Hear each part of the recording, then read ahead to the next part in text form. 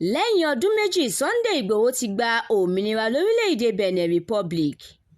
Aṣáájú ikọ̀ tó ń jà fún ìfìdímúlẹ̀ orílẹ̀‐èdè Yorùbá, Sunday Adéyẹmọ tí ọ̀pọ̀ ènìyàn mọ̀ sí Sunday Ìgbòho ti gba òmìnira kúrò lákàtà ìjọba orílẹ̀‐èdè Benin Republic.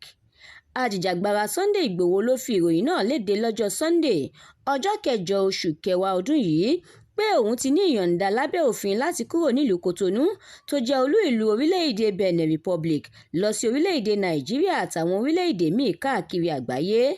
Ó ní òun ti ṣe gbogbo ohun tó yẹ lábẹ́ òfin, eléyìí tó rọ̀ mọ́ gbígba onídùúró rẹ̀, tó sì ní láìpẹ́ òun yóò kúrò ní Benin Republic lọ sí orílẹ̀-èdè Nàìjíríà.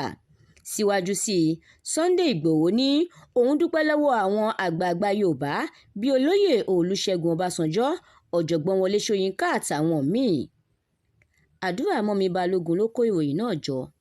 Èmi Ẹniọlá Sálíù ni mo kà á fún yín lórúkọ Planet Radio TV. Ẹ like, ẹ share, ẹ subscribe lórí àwọn ìkànnì wa. Ẹ ṣeun.